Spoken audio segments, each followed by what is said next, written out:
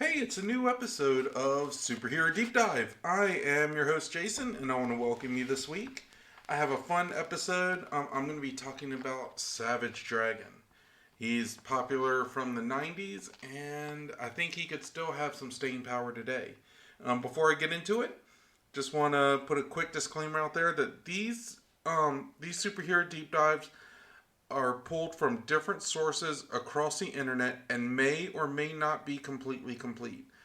But they do give really good insight on the current superhero and my opinions of them and so forth. So have fun with it. If I miss something, if you have requests, questions, comments, concerns, critiques, anything like that, if you want to reach out to me, you're more than welcome to. My email address is b4 it all at yahoo.com, or you can catch me on Twitter at b4 it all one, and make sure you use the hashtag superhero deep dive. But yeah, let's get into it. This one, he's a really weird character. Um, when he's first introduced, he doesn't really have an origin per se. Like, he's large, he's muscular, he's green, scaly, he has a giant fin on his head, and he's amnesiac. Or amnesia? He's got amnesia. I don't know the right term for it. He's got amnesia. He can't remember shit.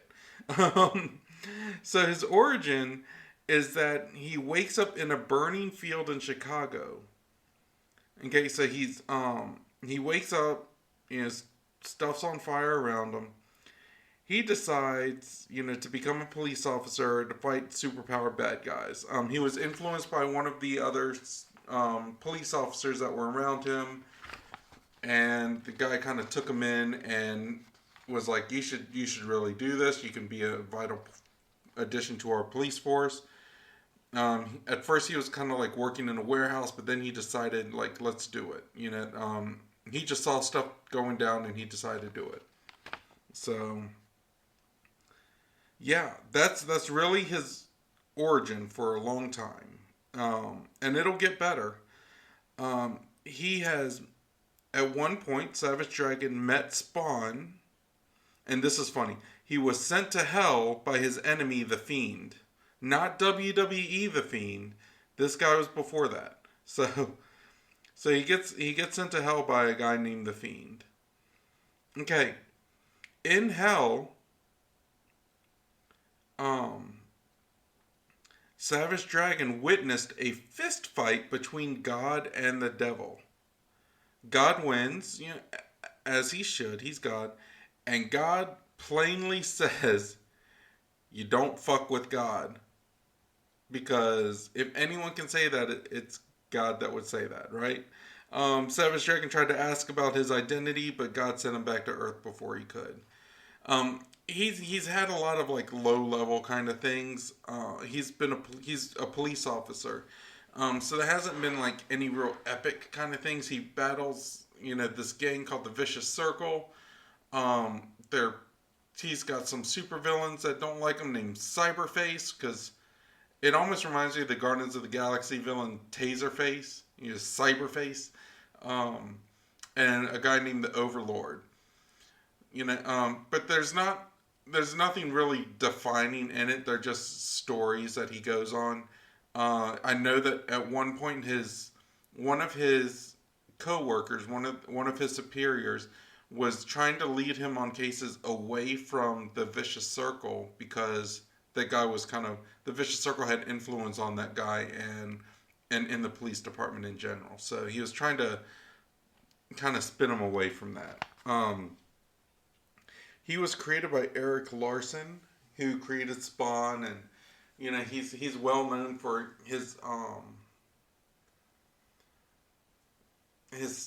don't know, he's just well known in the comic community. So yeah, but Larson actually revealed Savage Dragon's true origin. Now, I just copied and pasted this, so I'm going to read this straight out because it's very convoluted, and it's very hard to summarize. I just have to say it. So, okay, Larson's story revealed that Dragon used to be an evil tyrant named Emperor Kerr, who led a nomadic race of space aliens who spent thousands of years traveling through space, searching for a suitable new homeworld.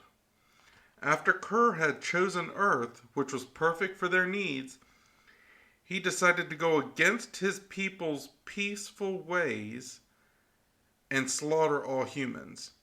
Two scientists named Rek and Waco conspired against him. Kerr had previously refused to father an heir correctly, and we're going to put that in there, believing that it would put his own power in jeopardy and thus killed all the females he had lain with. Waco's daughter, Gita, sacrificed herself by mating with him, allowing her father to recover a fertilized egg from her remains. and yeah, that's just gross, but okay. With her people's future assured, the two scientists gave him brain damage that erased his memory and implanted within his memories 5 days worth of satellite television broadcast from Earth, giving him an unconscious sense of the culture. Kerr was then sent to live on Earth while his race moved on to search for a new planet elsewhere. Dude, that's just messed up. That's just messed up. So we know that in his relationships, he has laid with Gita. So that's one. I'll just go right into his relationships. Okay, so he's got Gita, who sacrificed herself and died by his hands so her dad could go reach inside her uterus and pull out a fertilized egg. I would normally say you can't make this stuff up, but apparently Eric Larson made it up, so I guess that's a slap on the wrist for me. He also has had a casual sexual relationship with his partner, Alex Wilde. He's also had a girlfriend named Debbie Harris who was shot in the head by a jealous ex-boyfriend. Now, here's the kicker. The jealous ex-boyfriend turns out to be the fiend that sent him to hell. So he could watch a fist fight between God and the devil. Now, what I don't understand is why someone is going to be jealous over Savage Dragon if like he got his ex-girlfriend, because the dude is big, muscular, green, and scaly, and he has a giant fin on his head. You know, like, you're not going to compete with that because you're a person, you're a normal person. You can be super muscular and stuff, but you know, if at least in the looks department, you're probably not. You're probably already better looking than him. So if your girlfriend went for some other guy that looked like that, then she wasn't going to be into you anyway. Like, there's no getting back with her because she's got a thing for iguanas or something now. I mean, I don't know. It's just a totally different species at that point, right? It's not even a matter of race. It's just a totally different species at that point. So he lost that battle a long time ago, like before it even started. Savage Dragon also had a relationship with a superhero named Rapture, who was a former prostitute with electric powers. Rapture would also end up having Savage Dragon's baby in it. And apparently the baby, I think, killed her, or at least really hurt her, like seriously hurt her, because the baby inherited Savage Dragon's super strength, as one baby would, and when he kicked inside of her, like, busted her up. So, they thought the baby died, but the baby ended up living. So, yeah. So those are his relationships. Savage Dragon, his powers are pretty basic. You know, he's got super strength, durability, stamina, all that stuff that comes with super strength. And he's also got an accelerated healing factor. So, yeah. So there's that. You know, I mean, overall, it's pretty basic. Pretty basic for that. Okay, fun facts about him. Savage Dragon was one of 2 debuts in the 1992 launch of Image Comics. I believe it was him and Spawn, because Spawn has been their heavy hitter. Um, so that's pretty cool. You know, he was one of their flagship characters. Um, Throughout his life, he has met the Teenage Mutant Ninja Turtles because even though he's in Chicago, his police department would loan him out to other police departments to go work. So he was loaned out to the New York Police Department and met the Ninja Turtles.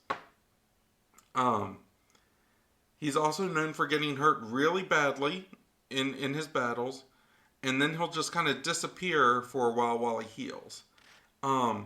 This leads to kind of like a running joke where he's constantly being presumed dead. Like, everyone thinks he dies, and he comes back, he's like, no, I was just healing. And it's just kind of a running gag in it, which I think is pretty funny. Let's see. There's also been a Savage Dragon cartoon on the USA Network with the Cartoon Express. And this was back in, I believe, 95 and 96. Lasted about 26 episodes. And, you know, of course it was toned down for the youngins, for the youth. But, yeah, very kind of campy and Saturday morning cartoonish. But I'm sure you can find those on the Tube of Views and other areas. I'm sure they're available. I haven't looked.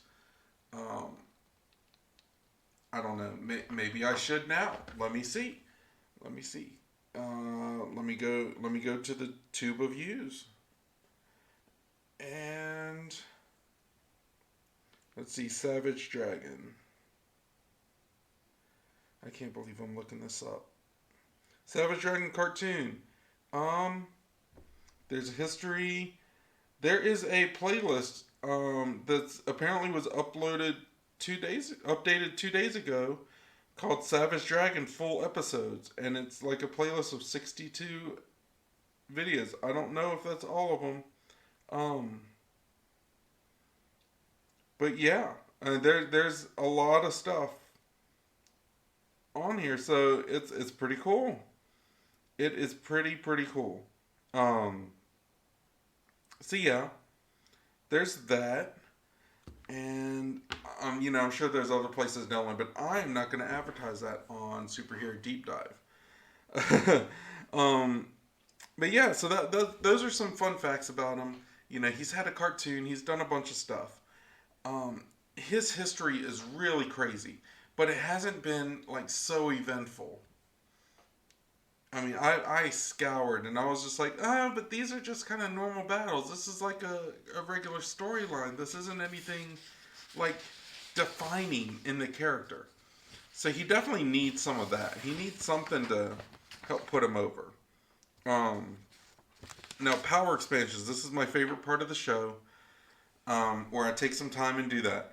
Now, he's had a cartoon series. He's had a long-running comic book series. Anyone that's into comics has at least heard of Savage Dragon. So that's awesome. I would love to see a live-action series with him in it. You know, kind of like a cop drama. Have it be a mix of Brooklyn Nine-Nine, Alien Nation, X-Files, or something like that. You know, where he is actually running the beats, doing his job with other police officers, you know, because he had a supporting cast of other police officers. They're doing stuff. It can be a little campy, it can be humorous, but it can also help tackle stuff as well. Like, you know, like this guy, he's got amnesia, and he's trying to fit into society, and he's trying to learn about who he is. So it can always have little clips of him like trying to Google certain things to reference and investigate that in between cases. You know, he's obviously gotten with a lot of females, you know, before and after amnesia, and you know, like it can show him trying to like go into a club or something, and you know, their comments on people like, you know, like, oh man, your skin's so scaly, you need moisturizer. I mean, I don't know, but it can work out with the right set of writers. It could be funny, but it could also kind of lightly touch on some issues of someone that's kind of outside of society trying to fit into society. Um, it can have some social consciousness in it, because um, he is someone that like people may see him and think he's a monster. People may not trust him at first. Like um, and if this is based in Chicago, Chicago is not um has not been known to be the safest of places. So there's a lot of things that can be done. You can show like some of the uh, relationships between the cops and you know um some of like the thuggish people that were getting in trouble and causing violence and stuff like that. You can show where there's got to be a thin line, but one that's very defined as well between you know appropriate force and excessive force. There's a thin line, but it's got to be well defined, especially with stuff that's been going on in this in society. We gotta be able to handle things in the most appropriate way. And I think this could touch on it because you could have people like trying to figure out if he was like say he was a mutant, and they don't know, so they're like, man, was this guy white or black before? Was he Indian? Was he Native American? Was he Asian? Like, no, he's not he's too muscular to be Asian. I don't know. Yeah, I mean, it's just anything. It could be any kind of stories like that. They touch on things in a comedic way, but also have some kind of staying power with it. I mean, and I don't even know who would you get to act in it.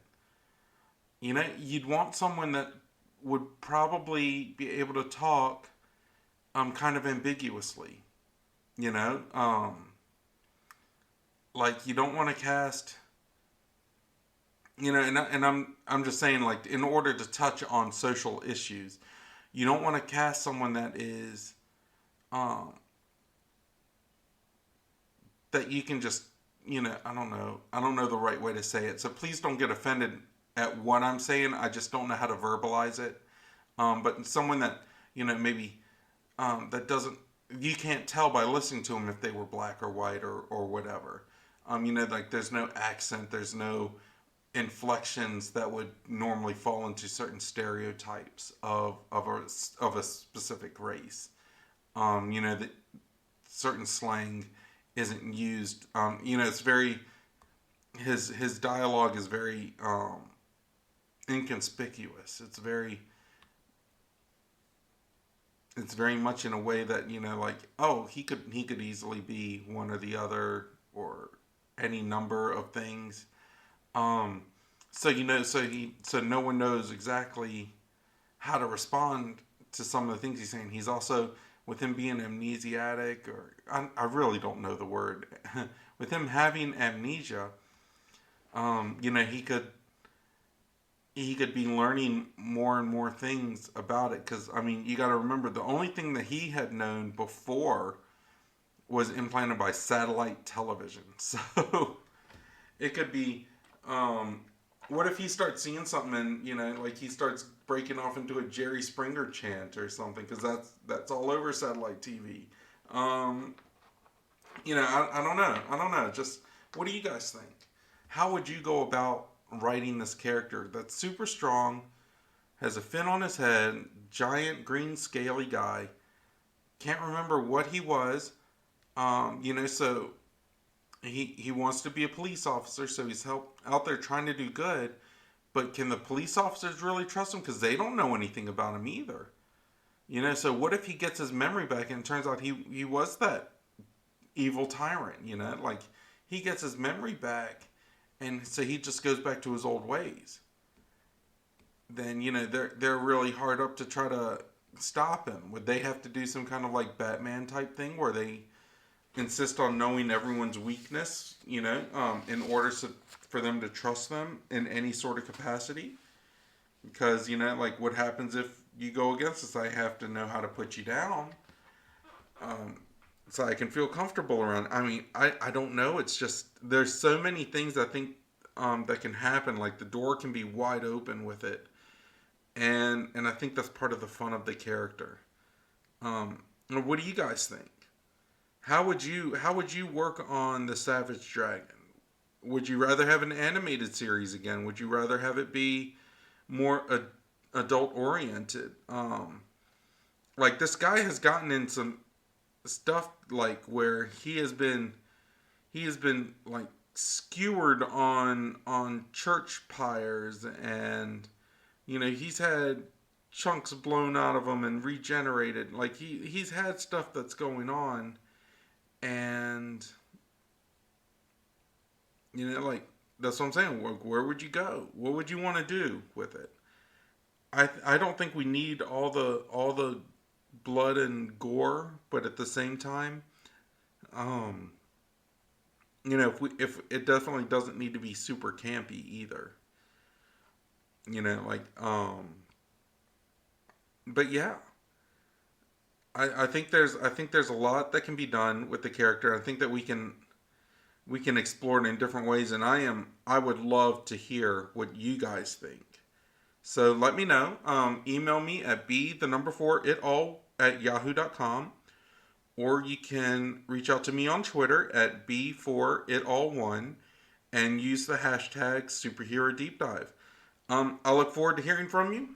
I'm gonna cut this episode a little short this week, just because I tried to do an episode on the character the Max, and there just wasn't a whole lot of information I could get. Savage Dragon had a whole lot of information, but not a lot of it was super pertinent. So that leads us to like 20 minutes of just trying to fill in the blanks on him. But yeah, if you guys have any other information, if you have any requests, let me know. I'm always open to looking up different heroes, trying to give a unique perspective on it, and a unique spin. But I will catch you later. I will talk to you next week. And everyone be safe, be happy, be blessed, be smart. And if you're not smart, please don't get caught. I will catch you next week. Bye-bye.